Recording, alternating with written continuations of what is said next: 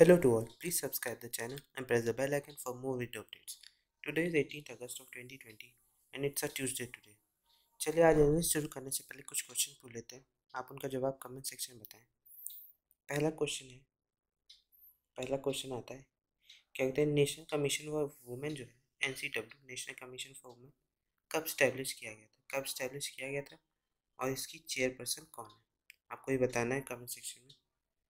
दूसरा क्वेश्चन आता है कि UIDAI जो है unique identification authority of India ये कब स्टैब्लिश किया गया था, ये आपको कमेंट सेक्शन में बताना है ये कब स्टैब्लिश किया गया था। तीसरा क्वेश्चन आता है कि GI टैग पे आप कमेंट बताएं कि GI टैग होता क्या है। GI टैग होता क्या है, आप एक लाइन में GI टैग को डिफाइन करें, वो GI टैग होता क्या है। चलिए ये 3 क्वेश्चन थे, आप इनका जवाब कमेंट सेक्शन में बताएं। चलिए आज के लिए शुरू करते हैं। पहली न्यूज़ आती है, NEET JEE vote will postpone. ऐसा सुप्रीम कोर्ट ने कहा है कि नीट और जेई IT जेई दोनों पोस्टपोन नहीं किए जाएंगे, सिर्फ सुप्रीम कोर्ट का कहना है। उनका कहना है, इसमें न्यूज़ में कहा गया है कि एजुकेशन शुड बी ओपन। उनकी स्टेटमेंट थी, क्या कहते हैं सुप्रीम कोर्ट के जज अरुण मिश्रा की, education should be open up, covid में continue for year more, are you going to wait for 1 more year. कि उनका कहना था कि ये कोरोना तो क्या कहते हैं 1 साल और चल सकता है, क्या आप 1 साल तक बैठ सकते हैं। तो इस क्या कहते हैं नीट और जेई होगा ही और उसको पोस्टपोन नहीं किया जाएगा, ऐसा उनका कहना था। एक पेटिशन फाइल हुई थी, 11 क्या कहते हैं स्टेट से 11 स्टूडेंट्स ने एक पेटिशन फाइल की थी सुप्रीम कोर्ट में, उस पर इसका डिसीजन आया कि ये नीट और जेई पोस्टपोन नहीं किया जाएगा। जेई के तो एडमिट कार्ड भी आ चुके हैं, तो इसलिए ये पोस्टपोन नहीं होगा, ये अपनी डेट पे ही होगा, सितंबर में जो होना है उसी डेट पे से ऑर्गेनाइज किया जाएगा। चलिए अगली न्यूज़ देखते हैं हम लोग। अगली न्यूज़ आती है, supreme court to study contest of charges against जजेस। कि सुप्रीम कोर्ट देखेगा कि जो जजेस के ऊपर चार्जेस लगे हैं वो सही है कि नहीं, कि किस तरह के एलिगेशन उनके ऊपर लगे हैं। It will hear arguments on process to make allegation public. कि जो पब्लिक एलिगेशंस लगे हैं जजेस के ऊपर वो सही है, किस तरह से उनको क्या जस्टिफाई किया जाए। इसमें कहा गया है, supreme court Monday decided to launch detailed examination into circumstances under which a person can make public allegation of corruption against judiciary. क्या कहते हैं कि प्रोसीजर देखा जाएगा कि किस सर्कमस्टेंसेस में कि कोई भी पर्सन क्या कहते हैं जुडिशरी के ऊपर क्वेश्चन कर सकता है, करप्शन चार्जेस क्या कहते हैं लगा सकता है, तो ऐसे एलिगेशंस कब लग सकते हैं जुडिशरी ऊपर, इस पर देखा जाएगा। इसमें यह भी लिखा है कि procedure to be adopted if such a statement of corruption are made in public against sitting as well as retired जजेस। कि देखा जाएगा कि कैसे रिटायर्ड जजेस या जो जजेस इन पोजीशन है उनके ऊपर अगर करप्शन चार्जेस लगता है तो क्या प्रोसीजर होगा कहते हैं उनको हटाने का, या क्या प्रोसीजर होगा जो पर्सन उस पर एलिगेशन लगाते हैं उस पर ये प्रोसीजर देखा जाएगा। चलिए देख लेते हैं, इसमें आता है रिमूवल ऑफ जजेस। तो रिमूवल ऑफ जजेस होता क्या है, इसको हम लोग अलग से देख लेते हैं। आप हमारे टेलीग्राम चैनल को सब्सक्राइब कर सकते हैं, क्वेश्चन आर 247, ये डिस्क्रिप्शन पर दी लिंक से कर सकते हैं। रिमूवल ऑफ जजेस, आर्टिकल 124(4) ऑन द जजेस इंक्वायरी एक्ट 1968 डिटरमाइन करता है procedure of removal of the जजेस। ये दो जो ये है आर्टिकल है, आर्टिकल 124(4) और जो जजेस इंक्वायरी एक्ट 1968 है, ये डिफाइन करता है कि कैसे जजेस को हटाया जाता है। A motion of impeachment address to the president, एक मोशन ऑफ इम्पीचमेंट एड्रेस दिया जाता है प्रेसिडेंट को, जो 100 मेंबर्स लोकसभा और 50 मेंबर राज्यसभा के साथ साइंड हुआ हो, उन्हीं के द्वारा ही इसे हटाया जा सकता है। और फिर कहते हैं इसे डिलीवर किया जाता है स्पीकर ऑफ लोकसभा को या चेयरमैन ऑफ राज्यसभा को। ये मोशन है, ये इन्वेस्टिगेट किया जाता है कमेटी द्वारा। 3 जजेस की कमेटी होती है, सुप्रीम कोर्ट के 3 जजेस होते हैं और एक डिस्टिंग्विश्ड ज्यूरिस्ट होता है उस कमेटी में। फिर कमेटी फाइंड करती है कि जजेस गिल्टी ऑफ मिसबिहेवियर, की उसका मिसबिहेवियर की जो गिल्टी है वो सही है कि नहीं, उसके ऊपर जो चार्जेस लगे वो सही है कि नहीं, वो देखा जाता है। जजेस is then remove by the request majority, जो कहते हैं एब्सोल्यूट मेजॉरिटी 2/3 मेंबर जो होते हैं प्रेजेंट या वोटिंग, एब्सोल्यूट मेजॉरिटी जो होती है उससे हटा दिया जाता है। की फैक्ट इसमें क्या है कि member of the highest judiciary which mean the जजेस and chief justice of the supreme Court of India and the state high courts can be remove from service only through the process of impeachment. कहते हैं इन जजेस को या chief CGI को या हो गए हाई कोर्ट्स के जजेस, तो उनको ये इम्पीचमेंट के द्वारा हटाया जाता है, जो इम्पीचमेंट मोशन ऑफ इम्पीचमेंट होता है उसी के द्वारा हटाया जाता है। आर्टिकल 124(4) के द्वारा है जो कॉन्स्टिट्यूशन का है। A judge is removed from the office on the grounds of proved misbehavior or incapacity, किस मिसबिहेवियर की कंडीशन में ही इन्हें हटाया जा सकता है। Issues present and need for reform, कि जैसे method pursue by the legislature act in the act of 1968 की जो 1968 का एक्ट है absolutely short of the mark as the same makes जजेस suspected of political pressure of voting कि पूरी तरह से वो पॉलिटिकल प्रोसेस है कि वोटिंग होती है तभी हटाया जाता है, गिल्टी फाउंड होगा, 3 जजेस की कमिटी होगी, तो पूरा एक पॉलिटिकल प्रोसेस लगता है जजेस का रिमूवल में। इसमें जो वर्ड मिसबिहेवियर या इनकैपेसिटी जो जुड़ा हुआ है कि जब वो मिसबिहेवियर उनकी या इनकैपेसिटी फाउंड होगी कि वो है तभी उनको हटाया जाएगा। तो ये कॉन्स्टिट्यूशन में ये डिफाइन नहीं है कि मिसबिहेवियर किस तरह का मिसबिहेवियर या किस तरह की इनकैपेसिटी, ये डिफाइन नहीं है constitution. The process of removing a जज is too elaborate and somewhat circum, ये पूरी तरह से जो प्रोसेस है रिमूविंग ऑफ जजेस उसको चेंज करना चाहिए, थोड़ा और इलेबोरेट करना चाहिए कि पता चले कि किस किस ग्राउंड पे इनका रिमूवल हो सकता है। चलिए अगली न्यूज़ देखते हैं। अगली न्यूज़ आती है NGT tells state to monitor Ganga rejuvenation कि एनजीटी नेशनल ग्रीन ट्रिब्यूनल ने कहा है स्टेट से कहते हैं वो गंगा का रिजुविनेशन किया जाए। जैसे हमने देखा है कि पॉल्यूशन जो है वो डिस्चार्ज किए जा रहे हैं रिवर में अभी भी, जब कोर्ट का ऑर्डर आ चुका है अभी, लेकिन क्या कहते हैं पॉल्यूटेंट जो वेस्ट है पूरा ज़्यादा क्या कहते हैं रिवर में क्या कहते हैं गंगा में डिस्चार्ज किया जाए। तो उसी में क्या कहते हैं एनजीटी ने कहा है स्टेट जैसे उत्तर प्रदेश हो गए, उत्तराखंड, बिहार, वेस्ट बंगाल, यहाँ पे कहा गया है कि देखा जाए, मॉनिटर किया जाए, ये रिजुविनेशन ऑफ द गंगा किया जाए, कि देखा जाए कि कौन कौन डिस्चार्ज कर रहा है और उनके खिलाफ एक्शन लिए जाए, ऐसा इसमें कहा गया। इंपॉर्टेंट आता है एनजीटी, इसको हम लोग अलग से देख लेते हैं।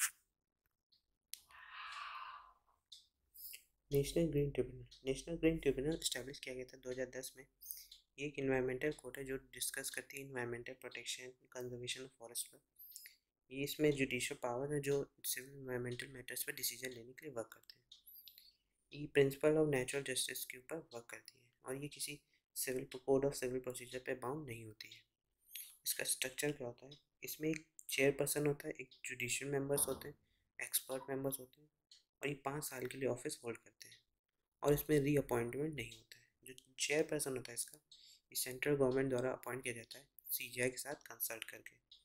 एक सिलेक्शन कमेटी बनाई जाती है जुडिशियल मेंबर्स और एक्सपर्ट मेंबर्स अपॉइंट करने के लिए।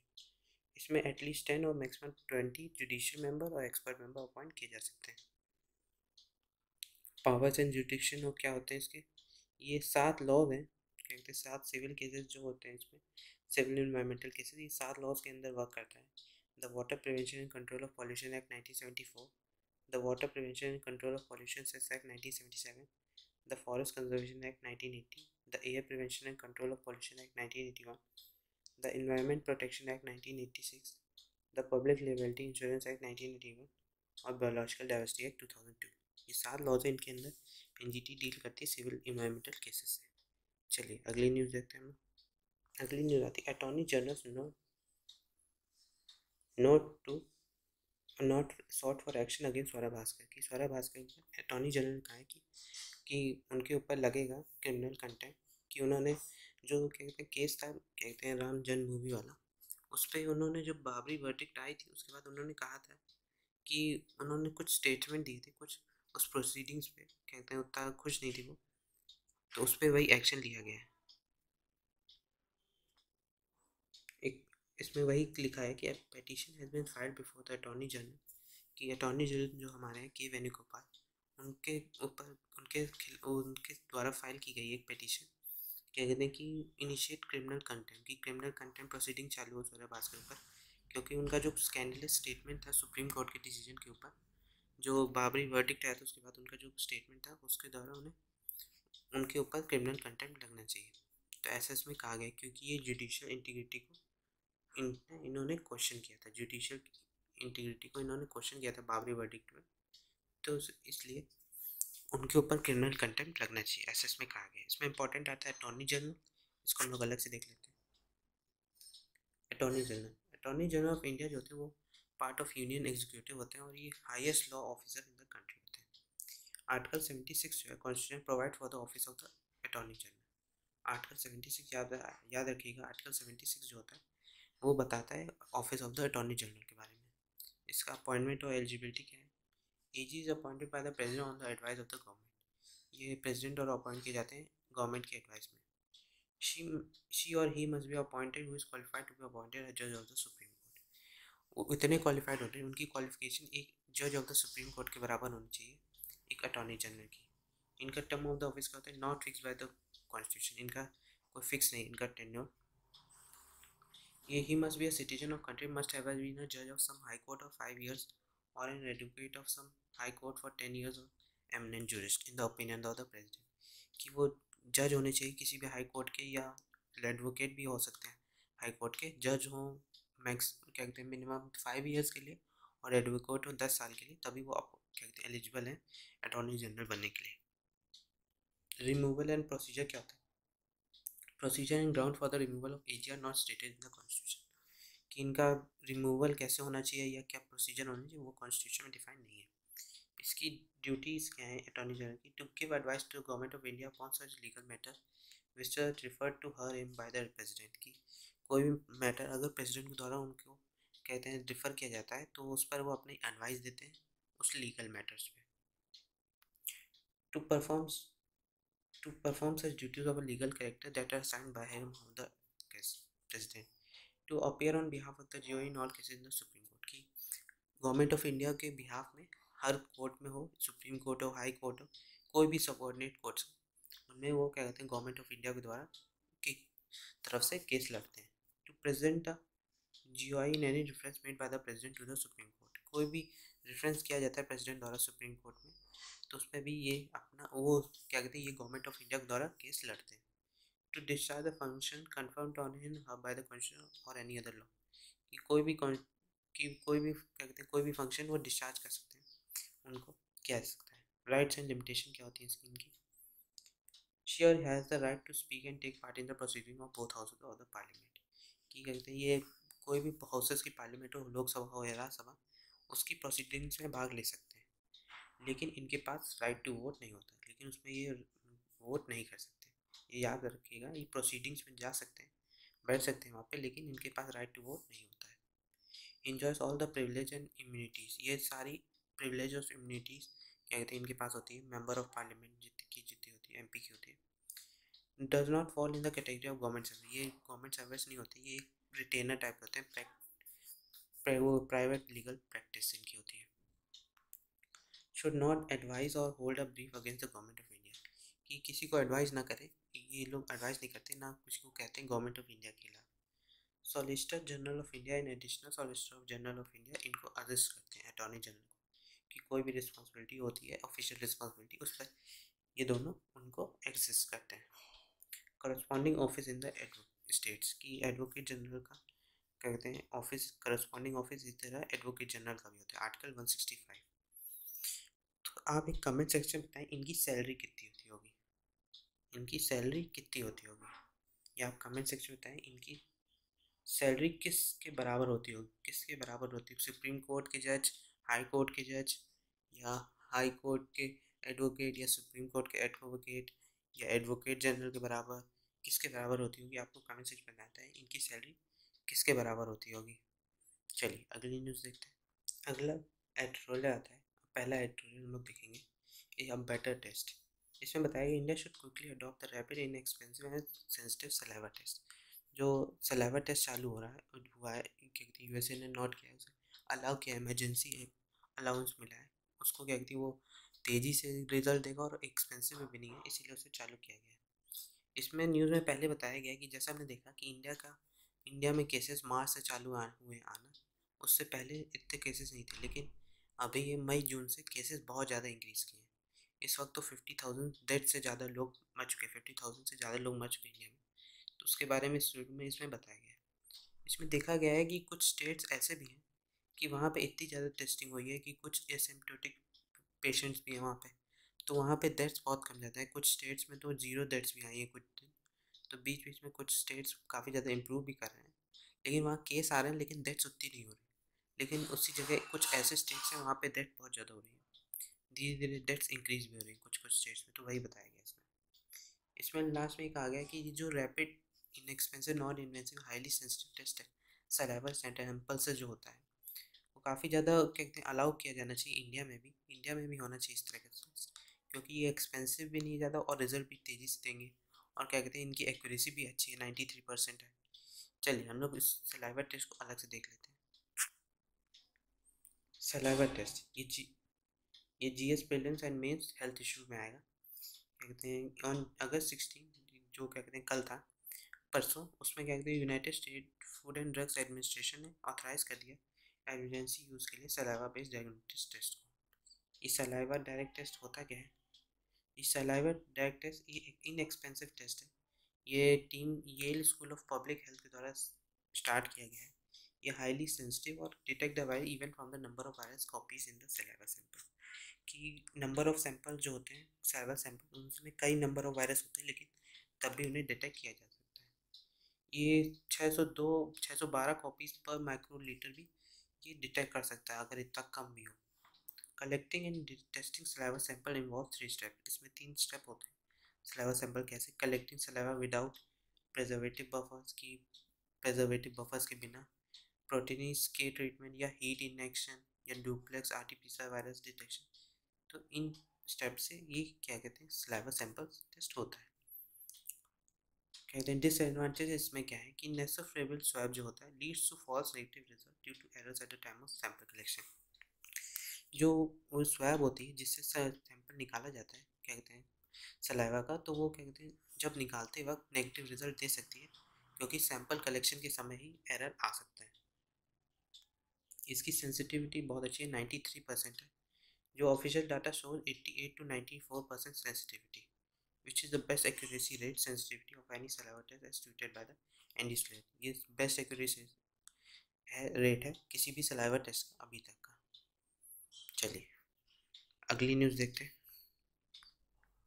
अगली न्यूज़ अगर एडिटोरियल आता है judicial conflict in the running of Delhi, कि एक जुडिशनल कॉन्फ्लिक्ट है रनिंग दिल्ली की रनिंग में, उसके बारे में इसमें बताया गया। In the prosecutor issue the lieutenant governor act have been consent with the supreme court rule, कि 2018 की रूलिंग जो थी उससे उसके बारे में इसमें पूरे में लेफ्टिनेंट गवर्नर के बारे में बताया गया जो एकदम यूनियन टेरिटरीज में होते हैं।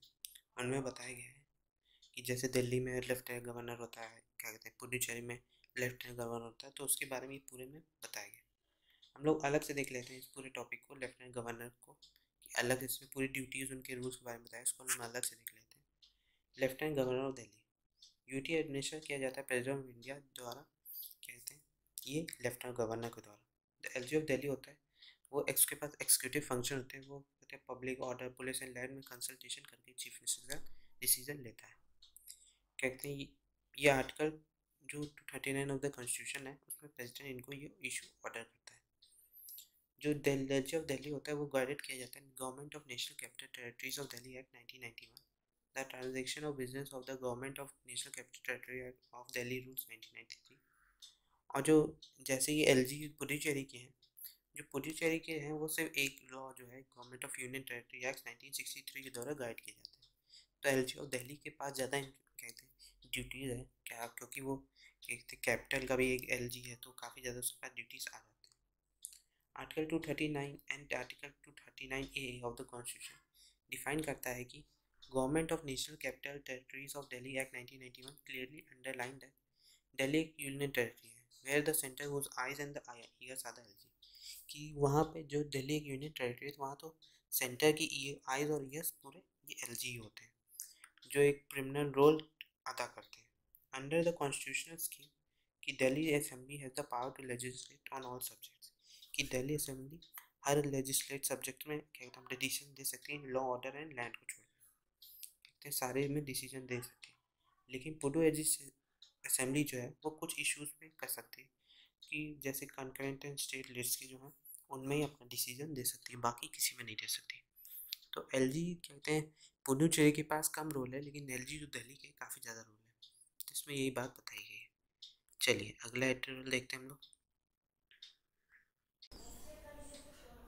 Judicial remedies for the Jammu and Kashmir net restrictions, कि सुप्रीम कोर्ट ने must re examine the government's weakened reason to limit the internet in the erstwhile state, कि सुप्रीम कोर्ट री एग्जामिन करना चाहिए गवर्नमेंट्स की week reasons को कि वो internet को कैसे लिमिट कर सकता है स्टेट में, कि कैसे किया गया है, तो उसके बारे में ये बताया गया है। इसमें कहा गया जैसे हमने देखा कि कोरोना वायरस के कारण हर कुछ ऑनलाइन वगैरह एजुकेशन हो हेल्थ केयर हो इन्फॉर्मेशन कुछ चाहिए हो सब कुछ ऑनलाइन है। तो और देखा है कि हमने कि जम्मू कश्मीर में इंटरनेट ही नहीं है, 1 साल से वहाँ पे इंटरनेट ही नहीं आ रहा है, तो वहाँ पे इंटरनेट रेस्ट्रिक्शन है तो कैसे होगा। तो अभी 2 डिस्ट्रिक्ट में 4G कनेक्शन चालू किया गया है, तो सोचने की बात है कि इतने दिनों से ऐसा क्यों नहीं चालू किया। जिसमें वही बात की गई। इसमें कहा गया है what is more important industry such as tourism, कि क्या इम्पोर्टेंट है, ये टूरिज्म जैसी इंडस्ट्री, हैंडीक्राफ्ट, एग्रीकल्चर जरूरी है, या प्रेसिडेंट ऑफ द क्या कहते हैं president of the Kashmir chamber of commerce and industry, इन्हें एस्टिमेट किया है कि loss to the region's economy this past year 40,000 crore का इस बार क्या कहते हैं वो क्या कहते हैं लॉस हुआ है, ऐसा उसमें कहा गया है। क्या कहते हैं जो Kashmir chamber of commerce and industry है उन्होंने रीजन की इकोनॉमी इतनी ज़्यादा लॉस में पाई गई है, ऐसा इसमें बताया गया है। इसमें कहा गया है कि जैसे हमने देखा है but the government fail to explain why less restricted alternate such as permitting the use of 4G on verified postpaid SIM, कि जो वेरीफाइड पोस्टपेड सिम है उनमें क्यों ये रेस्ट्रिक्टिव अल्टरनेटिव्स क्यों नहीं होते, जो ब्लॉकिंग्स या इंटरसेप्टिंग स्पेसिफिक नंबर्स, ये सब कुछ इशू कुछ सिम्स में क्यों नहीं होते जो वेरीफाइड होते हैं, जो बाकी हैं उनको ऐसा कर देना चाहिए। जिसमें वही गवर्नमेंट से क्वेश्चन किया गया है।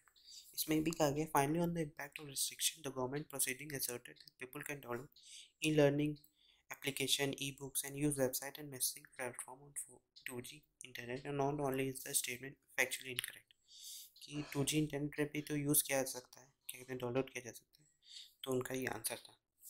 It is difficult to fathom how much weak and inconsistent reason could have been the basis for restricting the entire realm of rights of 1 crore 25 lakh people, कि वहाँ के 1 crore 25 lakh पीपल को कैसे ही damage कर रहा है restricting internet, वही इसके बारे में पूरा बताया गया। चलिए अगली न्यूज़ आती है Indian Nepali diplomat discuss bilateral project, की इंडिया के नेपाल के जो डिप्लोमेट्स हैं उन्होंने बायलेटरल प्रोजेक्ट्स के बारे में बात की है, कि ये काठमांडू में मिले हैं और रिव्यू किया है स्टेटस की जो नंबर ऑफ बायलेटरल प्रोजेक्ट चल रहे हैं दोनों के साथ, जो समझौते के साथ प्रोजेक्ट चल रहा है तो वो कैसे चलेंगे और कैसे उनका काम चल रहा है, तो उसके बारे में बात की गई।